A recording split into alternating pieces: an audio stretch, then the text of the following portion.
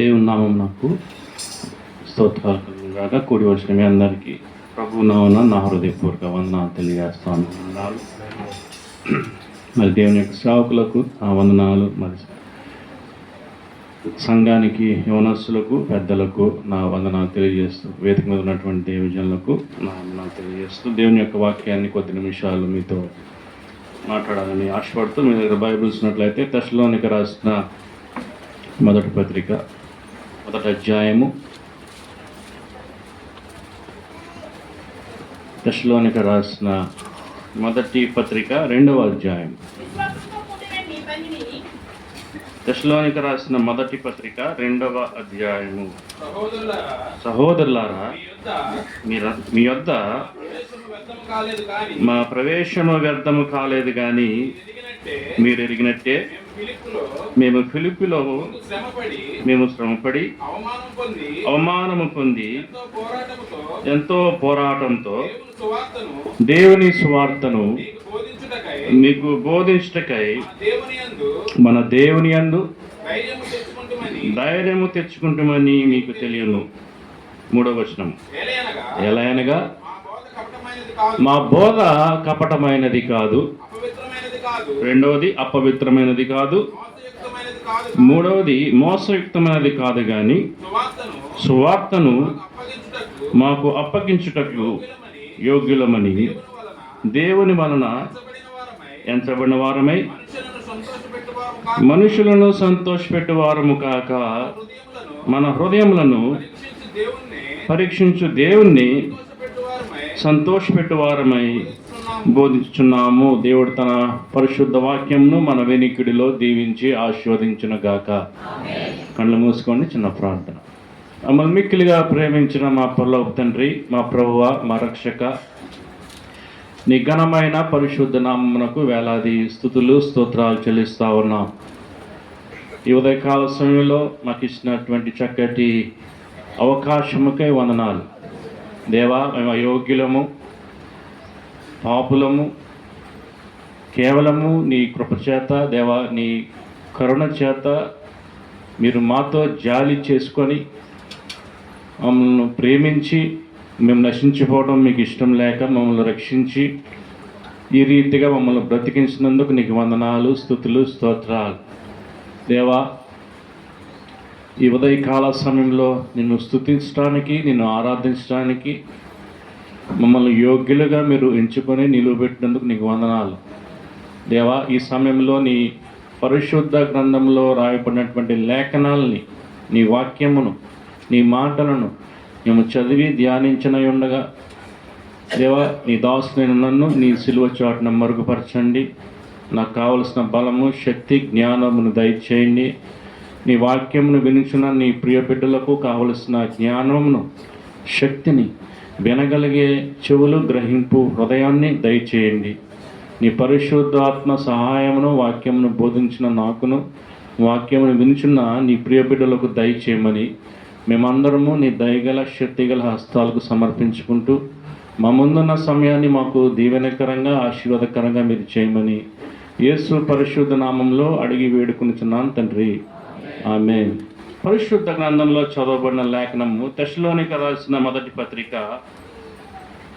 అపోస్తలుడైన పౌలు ఈ మాటలు వారితో తెస్సలోనిక అనేటువంటి పట్టణంలో ఉన్నటువంటి తెస్సలోనిక సంఘానికి, లేదా రక్షింపబడిన వారు, లేదా మారు మనసు పొందిన వారు, యేసుక్రీస్తును సొంత రక్షకునిగా అంగీకరించిన వారితో అపోస్తలుడైన పౌలు మాట్లాడుతున్నటువంటి మాటలు.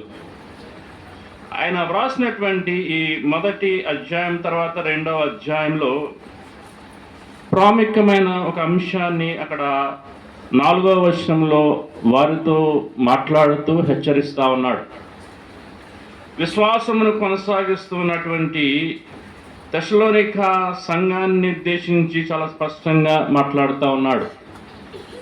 వారి మధ్యకు, లేదా వారికి ఇవ్వబడినటువంటి బోధ, వారికి వినిపించిన వాక్యము ఎట్టిదో అపోస్తలుడైన పౌలు చాలా స్పష్టంగా మాట్లాడుతూ ఉన్నాడు.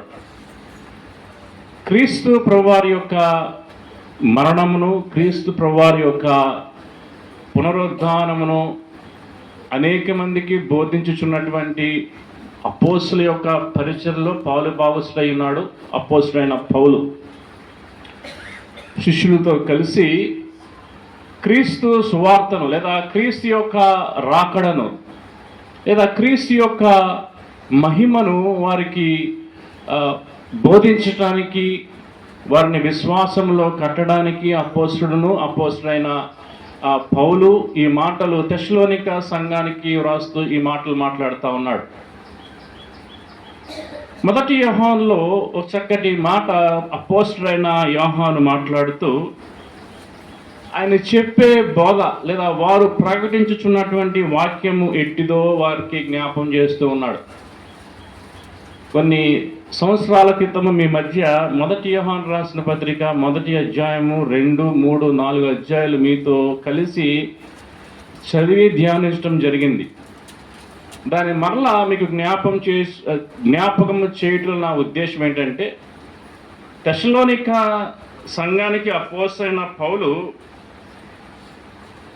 ఆయన యొక్క బోధ లేదా ఆయన తీసుకుని వచ్చినటువంటి సువార్త లేదా ఆయన బోధించుచున్నటువంటి వాక్యము ఎట్టిదో అపోస్తలుడైన పౌలు తెస్సలోనిక సంఘానికి మాట్లాడుతూ 2వ అధ్యాయం 3వ వచనంలో, ఏలైనగా మా బోధ కపటమైనది కాదు, మనుషులను మోసపుచ్చే మాటలు కాదు, లేదా మనుషులను దేవుని నుండి దేవుని మార్గం నుండి తొలగించే బోధ కాదు అని అపోస్తలుడైన పౌలు మాట్లాడుతూ ఉన్నాడు. కాబట్టి ఆ బోధ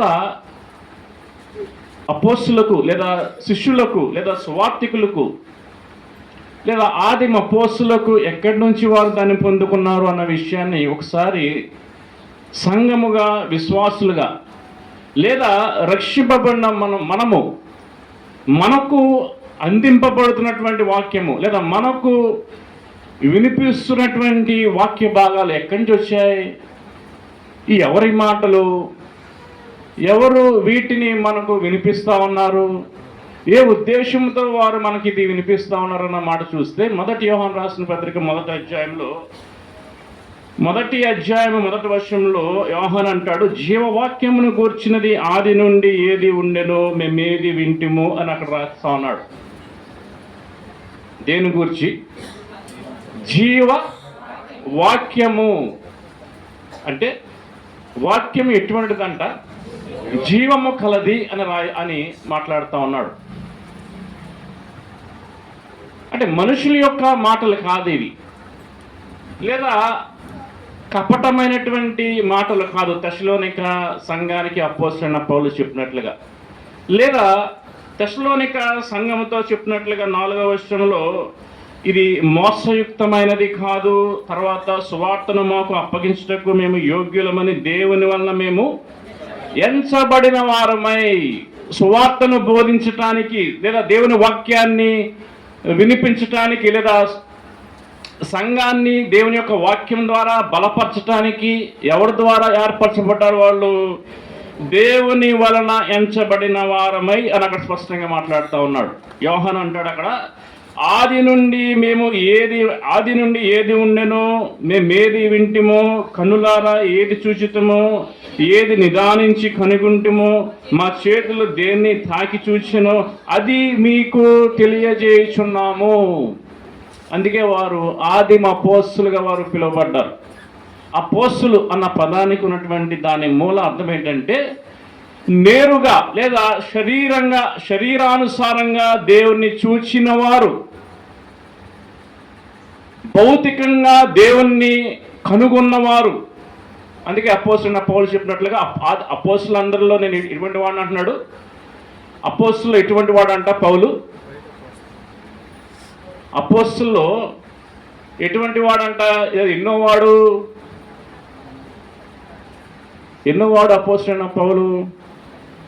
12 యేసుక్రీస్తు వారి యొక్క శిష్యులు ఎంతమంది? 12 మందిలో అపోస్తులైన పౌలు శిష్యుడు ఒకడా? కాదు కదా. కానీ పౌలు ఏమంటున్నాడు? అపోస్తులని పిలవడానికి కూడా నేను అర్హుడును కాను, కానీ దేవుని కృప, దేవుని దయను బట్టి ఆ కృపను పొందుకొని అపోస్తులుగా నేను పిలువబడుతూ అపోస్తుని యొక్క పరిచయం చేస్తాను అన్నాడు అపోస్తులైన పౌలు. అపోస్తలుడైన పౌలు తెస్సలోనిక సంఘంతో మాట్లాడుతూ అంటాడు, ఏ సువార్త అయితే నాకు దేవుడు వినిపించాడో, ఏ స్వరమైతే నేను విని ఉన్నానో, ఎవరి స్వరమైతే నేరుగా నేను విన్నానో ఆ స్వరాన్ని లేదా ఆ స్వరంలో ఉన్నటువంటి లేదా ఆయన యొక్క మాటలను లేదా ఆయన యొక్క సువార్తను మీకు అప్పగించటానికి నేను యోగ్యులమని దేవుని చేత ఎంచబడిన వాడు ఎవరు? అపోస్తలుడైన పౌలు. ఎప్పుడు లేదా ఎక్కడ ఈ అపోస్తలుడైన పౌలును దేవుడు ఎంచుకున్నాడు? ఈ తెస్సలోనిక రాసిన పత్రిక 2వ అధ్యాయంలో 4వ వచనంలో చెప్పినట్లుగా, సువార్తను మాకు అప్పగించుటకు యోగ్యులమని దేవుని వలన మేము ఎంచబడిన వారమై అని రాయబడింది. ఎప్పుడు ఎంచుకున్నాడు దేవుడు పౌలును? ఎప్పుడు ఎంచుకున్నాడు పౌలును?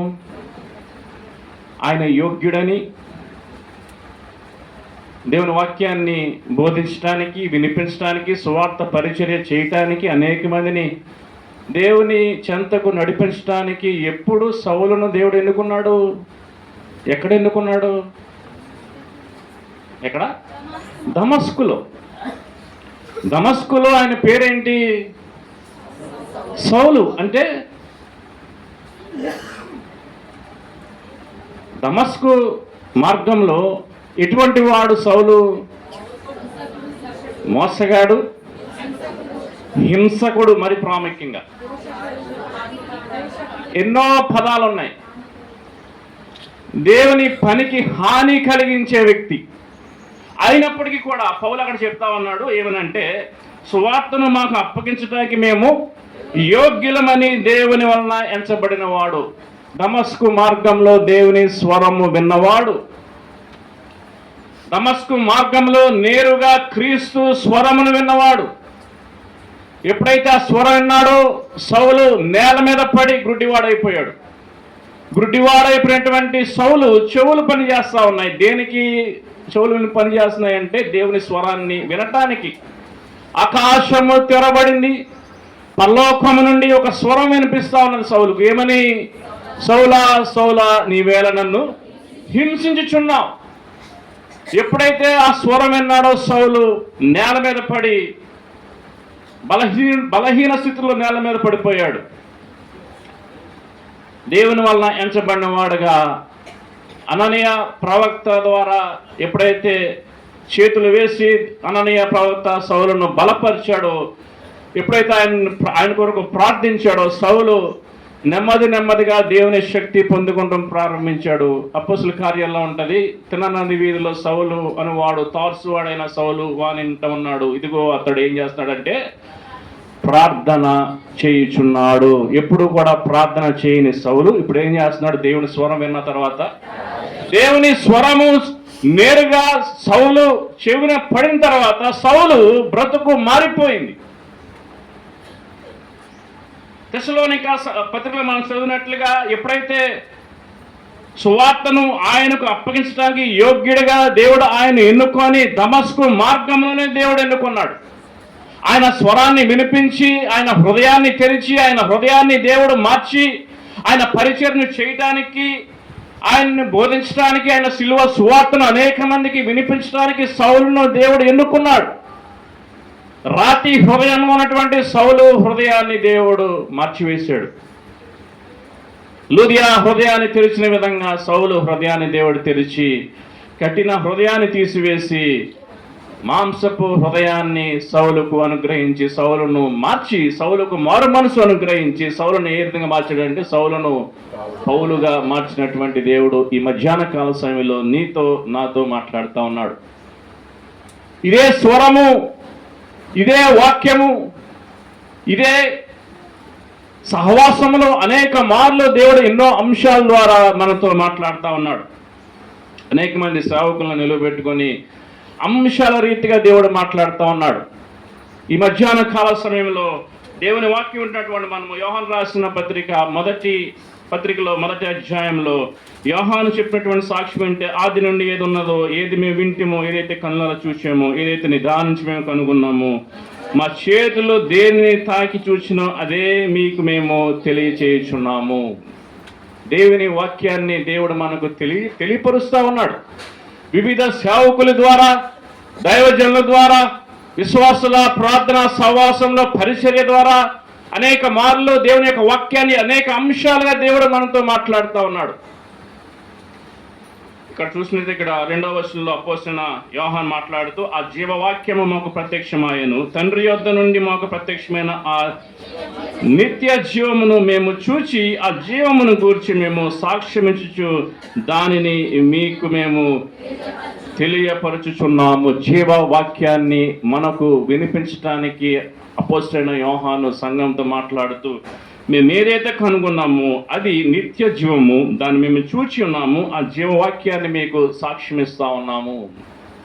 ఈ మధ్యాహ్న కాల సమయంలో జీవవాక్యమును దేవుడు మనకు వినిపిస్తూ మనల్ని జీవింప చేయటానికి, ఈ మధ్యాహ్న కాల సమయంలో ఏ స్థితిలో ఉన్నావు నీ ఆత్మీయ జీవితంలో, విశ్వాస జీవితంలో ఏ స్థితిలో మనం ఉన్నాం, ఆత్మీయ జీవితంలో, ఆత్మీయ స్థితిలో ఏ స్థితిలో మన ఆత్మీయత ఉన్నది ఈ మధ్యాహ్న కాల సమయంలో, ఎంతవరకు దేవుణ్ణి సంతోషపెట్టేవానికి మనం ఉన్నాం. ఇక్కడ చూస్తే దశలోనికి రాసిన పత్రిక మొదటి పత్రిక అదే 2వ అధ్యాయంలో మనం చూసినటువంటి మాట చూస్తే ఆ 4వ వచనం 2వ భాగంలో అక్కడ అంటా ఉన్నాడు, దేవుని చేతను ఎంచబడిన వారమై మనుషులను సంతోషపెట్టే వారము కాక మన హృదయమును పరీక్షించు దేవుణ్ణి మేము సంతోషపెట్టు వారమై బోధించుచున్నాము.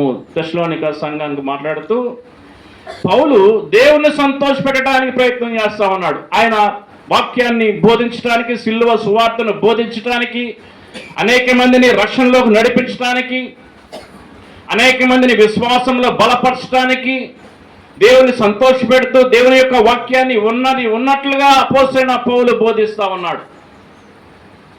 ఎన్ని సంవత్సరాలుగా వాక్యం వింటా ఉన్నావు?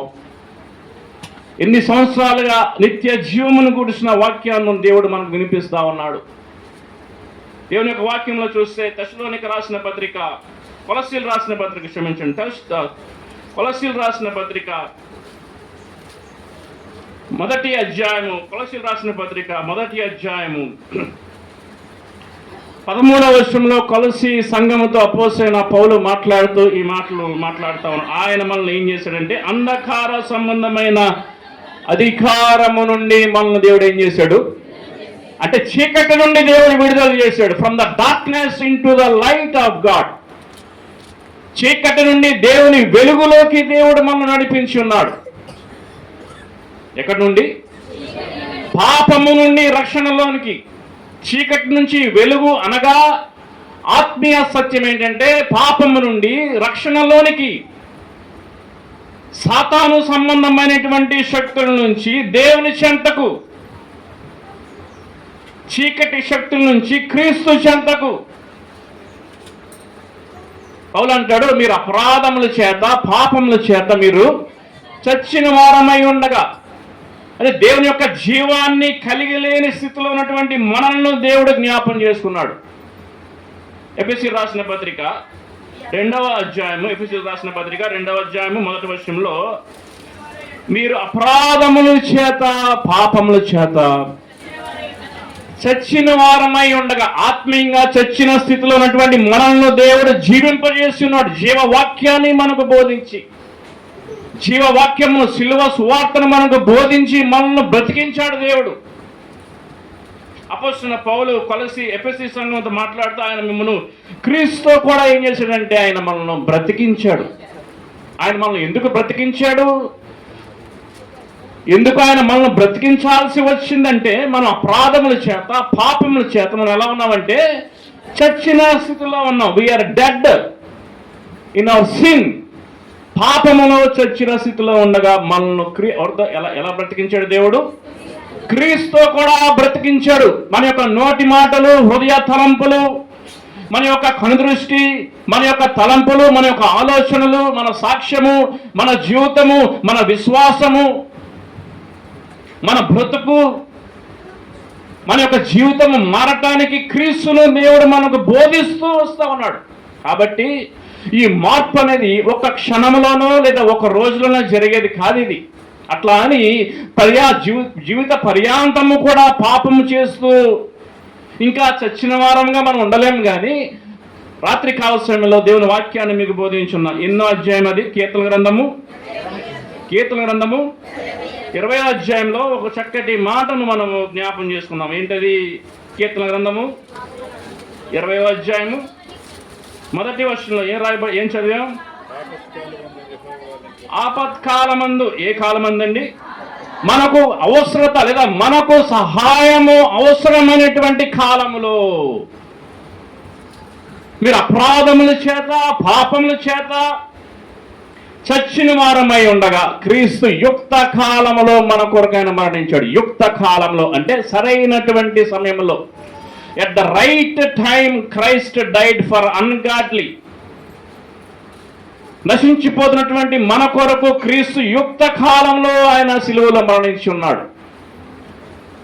రాత్రి కాల సమయంలో మనం చదివిన వాక్యం ఏంటంటే ఆ 20వ అధ్యాయం మొదటి వచనంలో ఎటువంటి కాలం అండి అది? ఆపత్కాలము. సహాయము అవసరమైనటువంటి ఆ యొక్క క్షణములో మనకు సహాయము నిజంగా అవసరము. అది సేవకుడు, దేవుని సేవకుడు ఎన్నో మార్లు చెప్పి ఉన్నాడు బ్రతుకు మార్చుకోమని. దేవుని సేవకులు ఎన్నోసార్లు మనల్ని హెచ్చరించి ఉన్నారు బ్రతుకు మార్చుకోమని, జీవితాన్ని సరి చేసుకోమని, నీ వివాహమును కట్టుకోమని, నీ వివాహాన్ని మళ్ళా బలపరుచుకోమని, పరిశుద్ధంగా జీవించమని. ఆ జీవవాక్యాన్ని విని ఆ జీవవాక్యం ద్వారా జీవింప చేయటానికి, మళ్ళా దేవుని యొక్క జీవాన్ని పొందుకోవటానికి, దేవుని నుంచి దూరమైపోయినటువంటి మనల్ని దేవునికి సేవకులు ఎన్నో మార్లు హెచ్చరించి ఉన్నారు. హెచ్చరించడం మాత్రమే కాదు కానీ దేవుని యొక్క సేవకులు మన కొరకు ఎన్నో మార్లు వారు ప్రార్థించి ఉన్నారు.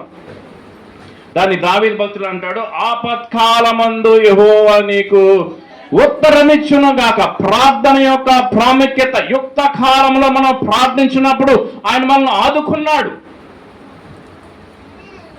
ఎక్కడ ఆదుకున్నాడు? 2వ వచనంలో చదివిన రాత్రి కాల సమయంలో పరిశుద్ధ స్థలంలో అండి. ఎక్కడండి? ఎక్కడది పరిశుద్ధ స్థలం అంటే? దేవుడు నివసించే స్థలము, దేవుడు సంచరించే స్థలము, దేవుని సన్నిధి ఉండే స్థలము, దేవుని ఆత్మ సంచరించే స్థలము. దేవుడు ఆయన బిడ్డను రక్షించుకొని ఆయన స్వారూప్యంలో మార్చే స్థలము, ఆయన స్వారూప్యంలోకి మార్చే స్థలము. ఎక్కడది? దేవుని యొక్క స్థలము. ఎక్కడది? మందిరము, దేవుని సన్నిధి. మందిరంలో ఆయన బిడ్డలను, ఆయన రక్షించుకున్న వారిని మందిరానికి ఆయన ఏం చేస్తాడంటే రప్పించి దేవుని వాక్యాన్ని వినిపించి ఆయన వారిని ఆయన స్వారూప్యంలోకి లేదా ఆయన రూపంలోకి ఆయన మారుస్తూ ఉన్నాడు. దాన్నే దినదినాభివృద్ధి అని మాట్లాడతాం కదా. దినదినాభివృద్ధి. విశ్వాసంలో దినదినాభివృద్ధి మన జీవితంలో కలగాల. 30దంతులుగాను 60దంతులుగాను 100అంతులుగా ఫలించే అనుభవంలోకి మనం రావాలి. కానీ 60దంతులుగా మరి 60దంతులుగా తర్వాత మరి 30దంతులుగా లేదా 20వంతులుగా అలా తగ్గిపోకూడదు. కానీ విశ్వాస అనుభవం ఎట్లా ఉండాలంటే 30దంతులుగా 60దంతులుగా 100అంతులుగా మన విశ్వాసం ఇంకాను ఫలించాలి. ఈ మధ్యాహ్న కావసరంలో ఎంతవరకు ఫలించవు? మొదటి ఆనాడు ఆ దినాల్లో ఉన్నటువంటి నా యొక్క జీవితం అప్పుడు ఎట్లా ఉన్నదో ఇప్పుడు అలాగే ఉన్నదండి. మందిరానికి వస్తున్నాను కానీ ఏమాత్రము కూడా నా జీవితంలో కానీ నా కుటుంబంలో కానీ నా జీవితంలో ఏమాత్రము కూడా రూపాంతరము నేను చెందలేదు. రూపాంతరపరచబడాలి. రీజనరేషన్, రూపాంతర అనుభవము మన జీవితంలో జరగాలి. అది ఎక్కడ సాధ్యమంటే దేవుని సన్నిధిలో. దాన్ని దావీదు అంటాడు, పరిశుద్ధ స్థలములో ఆయన నీకు ఏం చేస్తాడు? అందుకే మందిరము ప్రాముఖ్యమైనది, దేవుని సన్నిధి ప్రాముఖ్యమైనది. అయ్యగారు చెప్తా ఉంటారు, శంబాబాయ్ గారు, మందిర ప్రతిష్ట కార్యక్రమాలకి ఆయనతో నేను ఎన్నో స్థలాలకు వెళ్ళినప్పుడు అయ్యగారు తరచూ చెప్పే ఆ యొక్క వాక్యంలో ఉన్నటువంటి అంశం ఏంటంటే మందిర ప్రతిష్ట కార్యక్రమంలో మందిరంలో ఏముండాలంటే మందిరంలో వాక్య సమృద్ధి ఉండాలి. ఏముండాలి? మందిరంలో వాక్య సమృద్ధి. దేవుని మందిరంలో వాక్య సమృద్ధి ఉన్నప్పుడు ఆ వాక్యం మనల్ని ఏం చేస్తుంది? నీ వాక్యమే నన్ను బ్రతికిస్తుంది. నువ్వే స్థితిలో ఉన్నావు నాకు తెలియదు కానీ దేవుని వాక్యము నిన్ను బ్రతికిస్తుంది. దేవుని వాక్యం నిన్ను జీవింపజేస్తుంది. అంధకారమైపోయినటువంటి యొక్క మనోనేత్రాలను దేవుడు తెరిచి జీవవాక్యమును వినటానికి, యోహాను చెప్పాడు, ఏం చెప్పాడు? ఆ జీవవాక్యమును మేము చూడటానికి కళ్ళారా మేము ఏది చూసామో, ఏది దాని నుంచి కనుగొన్నామో దాన్నే మీకు తెలియపరుస్తా ఉన్నాం.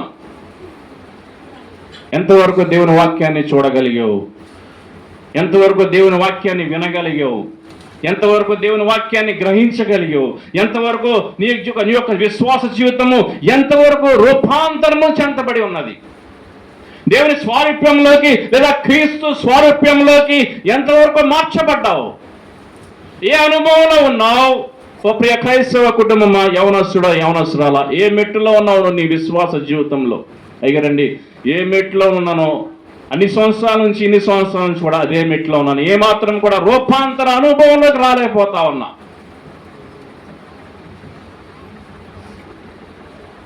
మూడవ వచనంలో అంటాడు, యోహాను రాసిన పత్రిక ఆ మొదటి పత్రిక 3వ వచనంలో అంటాడు, మాతో కూడా మీకును సహవాసం కలిగినట్లు మేము చూసిన దానిని, మేము వినిన దానిని మీకు మేమేం చేస్తున్నామంటే, మీకు కూడా మాకున్న సహవాసము, మాకున్నటువంటి క్రీస్తుతో స్నేహము,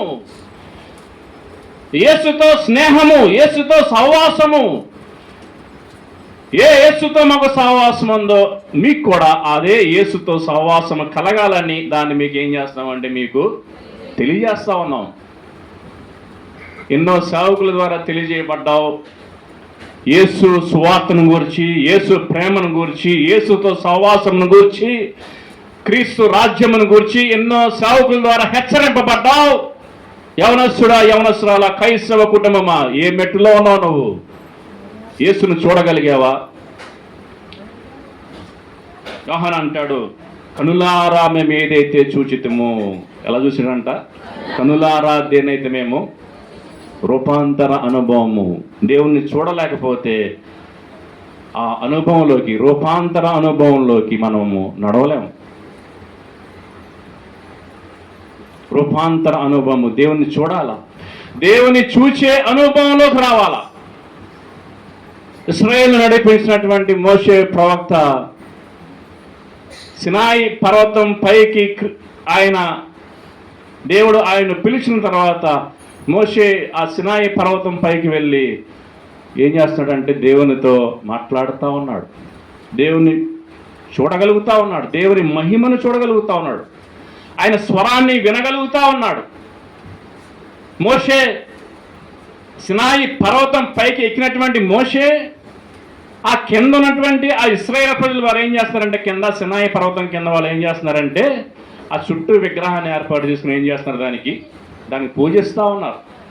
దేవుడు మోషేని పిలిచి వారు చేస్తున్నటువంటి పాపాన్ని వారికి చూపెట్టి వారి మీదకి పెద్ద శిక్షను నేను పంపబోతా ఉన్నానని దేవుడు మోషేతో హెచ్చరిస్తూ ఉన్నాడు.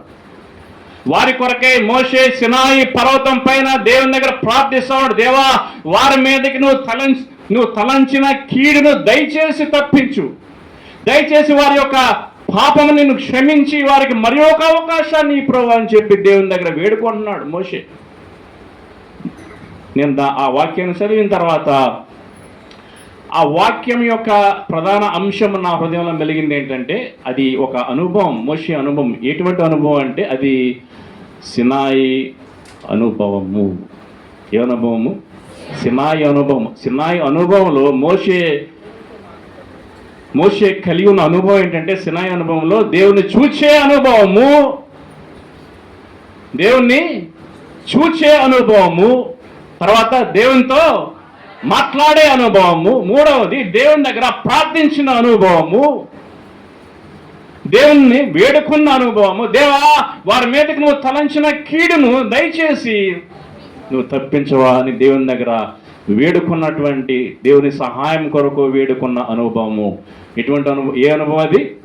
సినాయి అనుభవము, ఎత్తైన అనుభవము. ఆ యొక్క వాక్యాన్ని నేను పెట్టుకున్న పేరేంటంటే అది ఎత్తైన అనుభవము, సినాయి అనుభవము. నీ అనుభవం ఏంటి?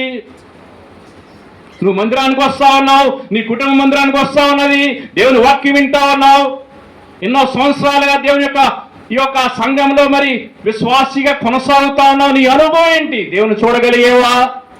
దేవుని స్వరాన్ని వినగలుగుతా ఉన్నావా? దేవుని వాక్యాన్ని విని దేవుని యొక్క వాక్యాన్ని గ్రహించగలుగుతా ఉన్నావా? రూపాంతర అనుభవంలోకి, ఎత్తైన అనుభవంలోకి, దేవునితో మాట్లాడే అనుభవంలో నీ జీవితం ఉందా? అయ్యారండి, మందిరానికి వస్తున్నాను కానీ, దేవుని వాక్యాన్ని వింటున్నాను కానీ ఎక్కడ కూడా దేవుని నేను చూడలేకపోతా ఉన్నా. దేవుని వాక్యంలో ఉంటుంది, పరిశుద్ధత లేకుండా దేవుని చూడట అసాధ్యము. వితౌట్ హోలీనెస్, నీలో పరిశుద్ధత ఉన్నదా? పరిశుద్ధత అనేది దేవుని గుణాతిశయములో ప్రాముఖ్యమైన గుణాతిశయము. ఏంటది? పరిశుద్ధత. పరిశుద్ధత కలిగి ఉండడం అనేది క్రైస్తవునికి, విశ్వాసికి చాలా ప్రాముఖ్యము. దేవుని వాక్యము సెలవిస్తా ఉన్నది. దేవుడు అంటున్నాడు, నేను పరిశుద్ధునే కనుక మీరును పరిశుద్ధులై ఉన్నది. దేవుని పరిశుద్ధత నీలో ఎంతవరకు ఉన్నది? పరిశుద్ధుడిగా వచ్చావా? పరిశుద్ధులతో కలిసి పరిశుద్ధ మందిరంలో ఉన్నటువంటి మనము పరిశుద్ధత అనేది ఎంతవరకు మనము కలిగి ఉన్నాం? యోహాన్ అంటాడు మొదటి యోహాన్ రాసిన పత్రికలో, యోహాన్ రాసిన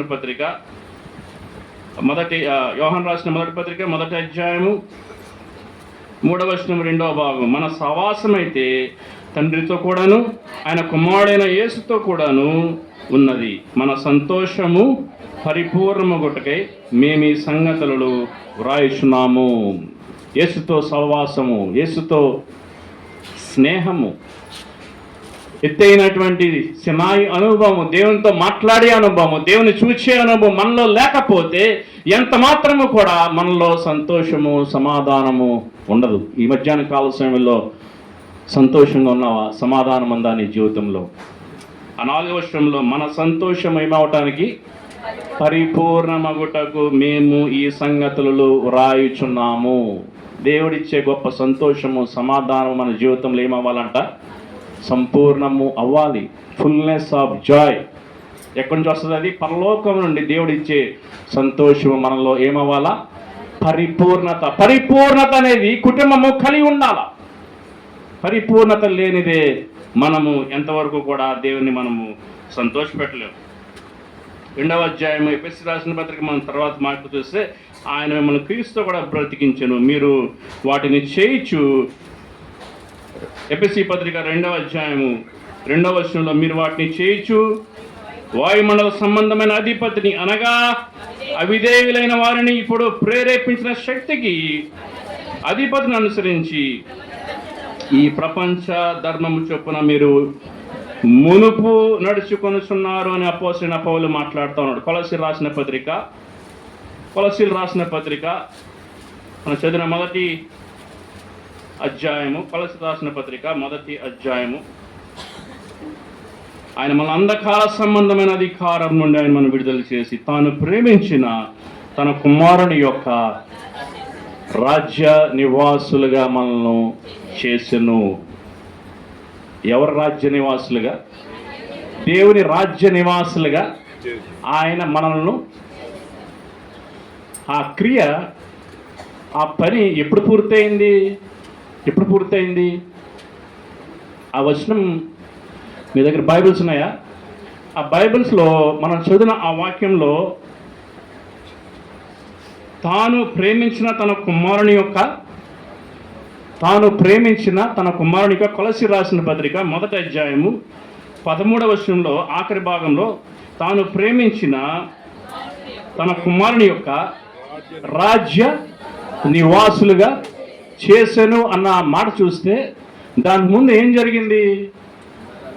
ఆ యొక్క కుమారుని యొక్క రాజ్య నివాసులుగా మనం ఏర్పరచబడాలి అంటే, పరలోక రాజ్య నివాసులుగా లేదా పరలోక రాజ్య నివాసులుగా దేవుడు మనల్ని ఆశీర్వదించాలంటే ఏం జరగాలి?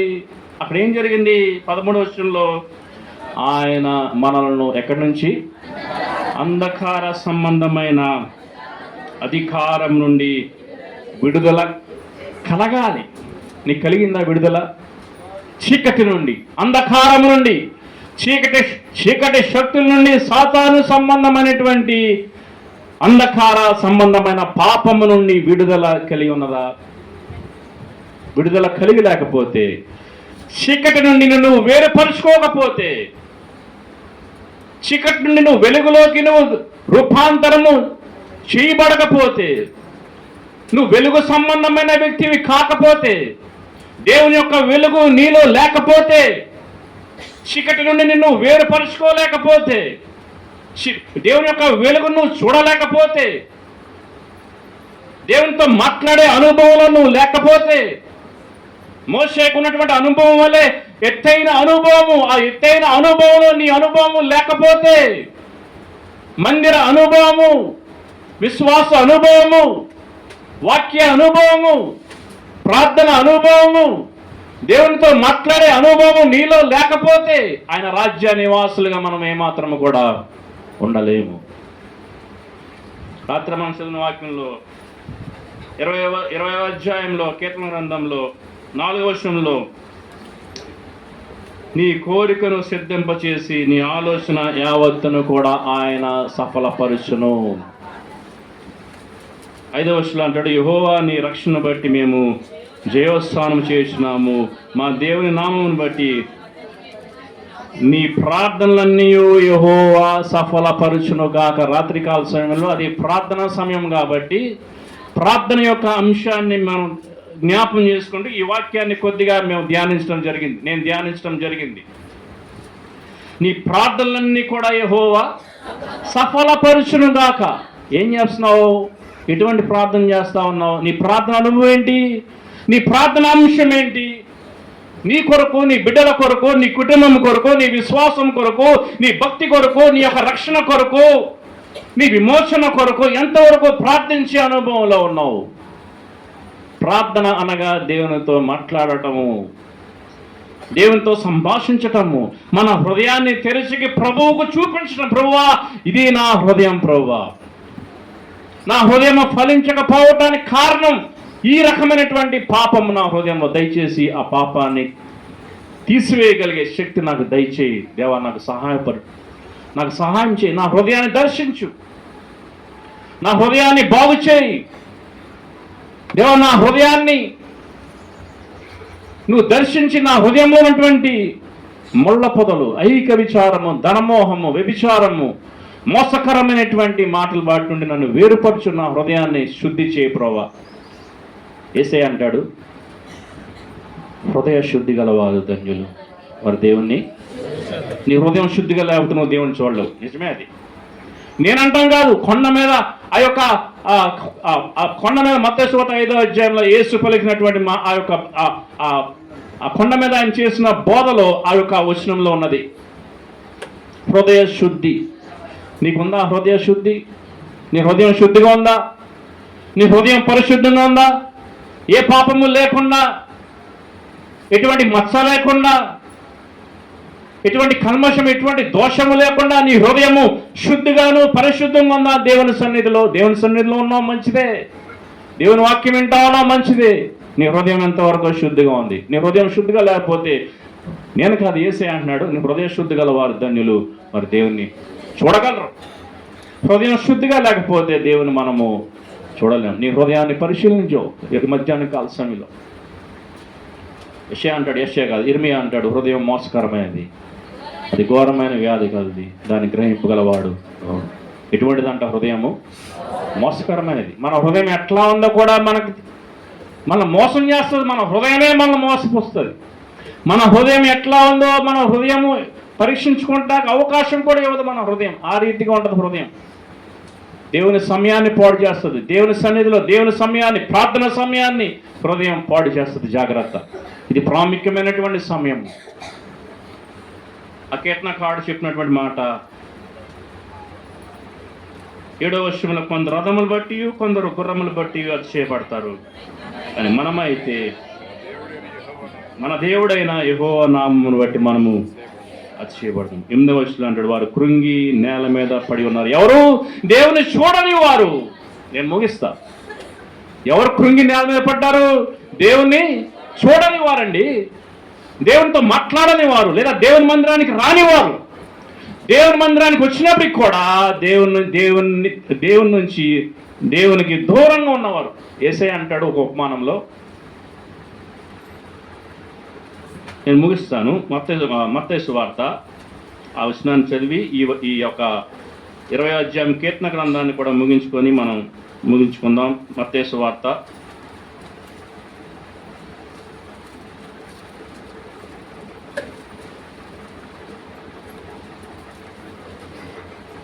15వ అధ్యాయము. శాస్త్రులు పరిసయ్యులు 15వ అధ్యాయం మత్తయి సువార్తలో ఆయన యొద్దకు వచ్చంట ఆయన ప్రశ్నిస్తూ ఉన్నారు. దేవా, నీ శిష్యులు ఏంటి ఇలా ఉన్నారు, అట్లా ఉన్నారు, నీ శిష్యులు ఏంటి ఈ పని చేస్తూ ఉన్నారు అని యేసయ్యను ప్రశ్నిస్తూ ఉన్నప్పుడు యేసయ్య అంటాడు,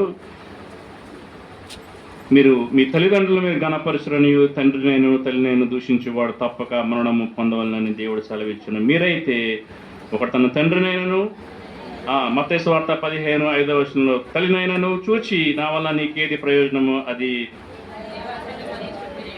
6 అంటాడు, మీరు మీ పారంపచార్యం నిమిత్తమైతే దేవుని వాక్యమును మీరు ఏం చేస్తా ఉన్నారు, నీ హృదయంలో నిరర్ధనం చేస్తా ఉన్నావు. You are not allowing god's word to be fruitful in your heart. మీరైతే యేసయ్య అంటున్నాడు, ఏమంటున్నాడు, మీరైతే ఏం చేస్తున్నారు, మీ పారంపచార్యం నిమిత్తము దేవుని వాక్యాన్ని మీరు నిరర్ధకము చేస్తా ఉన్నావు. వేషధారులారా, ఏమన్నాడు వాళ్ళని, నువ్వు నా దగ్గర ఉన్నావు, నా వాక్యం వింటా ఉన్నావు, నా ఉపమానాలన్నీ వింటున్నారు, కానీ మీరు ఓ శాస్త్రులారా పరిసయ్యులారా మీరు వేషధారులు. మీరు ఎందుకు వాళ్ళు వేషధారులు అంట, ఎందుకండి 9వ వచనంలో అంటాడు వారిని గురించి, ఈ ప్రజలైతే తమ పెదవులతో నన్ను ఘనపరచుదురు కానీ ఏమండి ఏ దూరంగా ఉందంటండి, వారి హృదయము దేవునికి దూరంగా ఉంది. పెదవులతో దేవుని వారు ఘనపరుస్తున్నారు కానీ వారి హృదయం అయితే దూరముగా ఉన్నది. దేవుని సన్నిధిలో ఉన్నటువంటి నేను నువ్వు మనము ఒక నిమిషాన్ని, దేవా నా హృదయాన్ని దర్శించవా, పెదవులతో నిన్ను స్తుతించేవాడిగా ఉన్నాను ప్రభువా, మంచిగా పాటలు పాడగలను, మంచిగా వాక్యం చెప్పగలను, మంచిగా రిఫరెన్స్ అందించగలను, మంచిగా పరిచర్య చేయగలను, మంచిగా సహాయం చేయగలను, కానీ నేను యవనస్తురాలను ఈ మందిరంలో ఉన్నటువంటి నేను అన్నీ మంచిగా చేయగలను, కానీ దేవా అన్ని నీకు ఇవ్వగలుగుతావు. నా ఆరోగ్యాన్ని నీకు ఇచ్చా, నా శక్తి నీకు ఇచ్చా, నా యొక్క యావత్తు నాకున్న వాటినన్నీ కూడా నీకు ఇస్తా ఉన్నాను ప్రభువా, నా సమయాన్ని నీకు ఇస్తున్నాను, కానీ ఏ దేవులైపోతున్నాను, నీ హృదయం ప్రభుకి ఇస్తావా? నీ హృదయం ప్రభుకి ఇవ్వకపోతే ఒక తీర్మానం చేసుకుంటావా, ప్రభువా నిజమేనయ్యా. వాస్తవానికి శాస్త్రులు పరిసయ్యులు ఎప్పుడూ క్రీస్తుని వెంబడించేవారే, యేసు చెప్పే ప్రతి మాటలు జాగ్రత్తగా వినేవారే, కానీ యేసును మాత్రం వారు పెదవులతో స్తుతిస్తున్నారు కానీ, పెదవులతో కనపరుస్తున్నారు కానీ వారి హృదయం అయితే ప్రభువుకు బహుదూరముగా ఉన్నది. నీ హృదయం దేవునికి దూరంగా ఉందా? నీ హృదయం దేవునికి దూరంగా ఉందా, దగ్గరగా ఉందా? ఈ మధ్యాహ్నం కావాల్సిన సమయంలో మనకు అతి సమీపంగా ఉన్నటువంటి మన దేవుడు మనతో మాట్లాడటానికి, మనతో సంభాషించటానికి, మన ప్రార్థన ఆలకించటానికి, మనల్ని ఉజ్జీవింపజేయటానికి, ఆయన శక్తి మనకు అనుగ్రహించటానికి, ఆయన మనల్ని బలపరచటానికి, మన విశ్వాసంలో స్థిరపరచడానికి ఈ మధ్యాహ్నం కావాల్సిన సమయంలో ఆయన మనతో మాట్లాడుతూ ఉన్నాడు. కీర్తన గ్రంథం ముగిస్తా 20వ అధ్యాయము. వారైతే ఎవరు వాళ్ళు? పెదవులతో దేవుని గణపరిచేవారు, పెదవులతో దేవుని స్తుతించేవారు. వారు రథములు బట్టి గుర్రములు బట్టి అది చేయబడతారంట, కానీ మన హృదయాన్ని దేవునికి సమీపంగా ఉన్నటువంటి మన హృదయాన్ని ప్రభువుకి ఇచ్చినటువంటి మనమైతే ఎవరిని బట్టండి? యెహోవా నామమును బట్టి మనము అతిశయపడదాము. వారు పెదవులతో స్తుతించేవారు, పెదవులతో గణపరిచేవారు. వారు ఎలా ఉంటారంట? వారు కృంగి నేల మీద పడి ఉన్నారు. మనమైతే లేచి చక్కగా, ఎంత గొప్ప యోగ్యత, ఎంత గొప్ప ధన్యత, ఎంత గొప్ప దీవెన. వారైతే కృంగి నేల మీద పడిపోయి ఉన్నారు, కానీ మనమైతే చక్కగా లేచి నిలిచి ఉన్నామండి. మందిరానికి రావటానికి, దేవుని కొనియాడటానికి, దేవుని గణపరచడానికి, దేవుని వాక్యము వినటానికి. యేసయ్య అంటాడు ఉపమానం చెప్పిన తర్వాత, చెవులు కలిగిన వాడు వినుగా. ఎందుకు వినాలి? నీకు తెలుసు ఈ వాక్యము, నీకు తెలిసినప్పటికీ, నాకు తెలిసినప్పటికీ ఈ వాక్యం వినాలి. ఎందుకు వినాలి? వినుట ద్వారా విశ్వాసము కలుగుతుంది. విశ్వాసంలో ఇంకానూ అనుభవంలోకి నడవటానికి కృప చూపిస్తాడు దేవుడు. అంటాడు అక్కడ దావీదు, యెహోవా రక్షింపము, మేము మొర్ర పెట్టినప్పుడు రాజు మాకు ఉత్తరం ఇచ్చునుగాక. నువ్వేం మొర్ర పెడతావో నాకు తెలియదు. మధ్యాహ్న కాల సమయంలో వాక్యం చెప్పటం నా వంతు. నేనేం ప్రార్థన చేస్తానో నా దేవునికి తెలుసు, నువ్వేం ప్రార్థన చేస్తావో నాకు తెలియదు, కానీ ప్రార్థన చేయడం నీ వంతు. ఏం మొర పెడతావు? నీ మొర ఏంటి? పాటలు పాడాం, దేవుని స్తుతించాం, వాక్యం విన్నాం. నువ్వేం మొర పెడతావు ఇప్పుడు? నీ మొర ఏంటి? కానీ మన యొక్క మొర ఆయన యొక్క చూడండి 20వ అధ్యాయం 1వ వచనంలో రాయబడింది, ఆపత్కాలమందు యెహోవా మనకి.